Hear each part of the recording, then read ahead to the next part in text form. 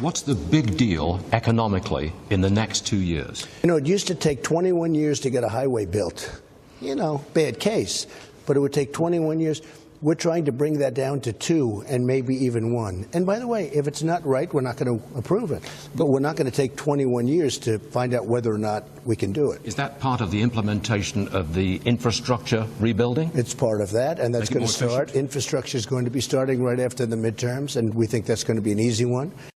The president telling Stuart Varney today that he wants to slash the amount of time it takes to complete infrastructure projects to just a couple of years, and those rebuilding projects will be starting after the midterms. Scott, nothing is going to be easy. Let's be clear about that. But this is a president who knows how to build things. He also knows how to deal with stupid regulations that prevent things from getting built. He does know how to build things. He knows how to build things cheaper than originally quoted, as we've seen. So that's good. But I like your call, David. Making this an easy one, yikes. Because watch how mad the Dems may be coming out of these midterms if, say, even they don't take the House, okay? Maybe they do, maybe they don't. But the reality is, to say that this thing's going to go through free and easy is no guarantee. And also the fact that, look, if you want to talk about spending and how much this is going to cost, you're going to spend a lot of money on roads, bridges, trains, transportation, things that are going to be way over budget that even Trump might not be able to solve. And there is an alternative, privatization, right? Come on, let's do it. If you want to see me really give it up for Trump, this would be a great place to start. And, you know, David, there was rumors even this week about President Trump perhaps privatizing elements of the post office. This would be a terrific way to start. And you know what? It's not so pie in the sky. All over Europe, those post offices are privatized. In fact, a lot of their highways are privatized as well. Great place to start for Trump. And you know what? It doesn't cost the government a dime, unlike infrastructure spending. And if Obama was doing this, we'd all be yelling bloody hell. Well, Susan, the other thing besides building things the president knows how to do is deregulate. He's had 860 regulations pulled or suspended since he's been president. Right. That's a history-making deal record. Because if you look at the small business, the NFIB, the Small Business Confidence Survey, record levels, and they employ 60%, or they hire 60%, or create the 60% of the new jobs in this country. So if they're confident, which they are, that's what's driving the economy right now. So, Jonas, I'm a privatization guy along with Jonathan, but if you have to build things, and we do, bridges and roads and stuff like that, you got to deregulate beforehand, right? Okay, yes, but, okay, first of all, I'm glad I am very hopeful about this president in infrastructure building. There's never been a better president to do an infrastructure fix to America. That's what he did. Yeah. You know, you couldn't build Trump Tower back in the days without paying the mob to get a cement truck to show up. It was very hard to get that done compared to some highway across this country. That said, if we're going to have the infrastructure of European countries and China and all these places where you can go to the airport at 200 miles an hour in Shanghai, like I did a couple years ago, it's not just deregulating in private. These other countries pay for it partially with taxes and tolls.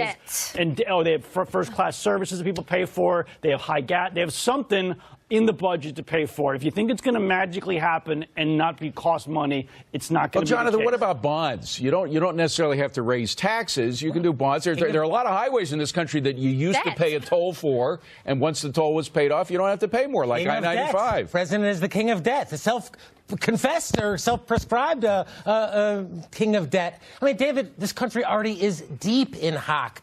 You know, record debt across the board. So, you know, my fear of now taking out more debt at a time when interest rates are rising once again. And who pays it? Well, once again, who pays it? But who would pay for anything? I mean, if a bridge is about to collapse, who's going to pay for it in your world? Privatize the bridge. Yeah, privatize the bridge. You think that would work? And what company would come in to pay for that? That's the problem. All over Europe as it is. We've had that problem in Illinois. And the Skyway is privatized. Right, and it's in pretty good shape. It's pretty good. There it goes. A private highway in our backyard. But it was falling apart, and without the privatization, it wouldn't have happened. Now, the mayor spent all the money. Right. That was the problem, and I don't comes out of your taxes. More waste, fraud, abuse. Again, I'm not against privatization to some extent, but let's face 80% of this country is not profitable, okay? There's not enough money in a lot of places to fix their own bridges or make a highway or even have internet or anything, okay? That's the reality of a large country, many of which is spread out and many That's actually the excuse for funding the post office by the government, because that private sector won't service every little town, I'm just saying, at some point,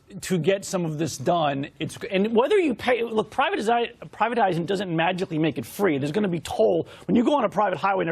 It's expensive, and that's okay. There's less traffic, and in areas like in Miami, they take advantage of this, where they have a a higher Florida fee tollway, to yeah. avoid. And it's a premium service. It's a first-class lane, and those are part of the ways you pay for it. But at the end of the day, you are talking about spending billions and billions, if not trillions of dollars, to get up to the standards that these other countries have in infrastructure, and it's not all 100% going to be from privatizing from a lower deregulating. base as well, because when I lived in China in the early 2000s, the roads were terrible. Yeah. I mean, the airport was horrible. It was old. It was crickety. It was just, you know, hanging on a thread. And yes, so they started from a lower base. Same thing with telecoms as well and utilities. So they started lower. They built up, but used a lot of debt. I mean, China's what? Some estimates say they have 250% of GDP. But let's talk in debt. here, and Jonathan, in the real world, if you're going to have projects like this the government pays for, wouldn't it be better to cut the regulation and have them built in 2 years instead of 20? Yeah, although, I mean, on some level, David, does that just give government,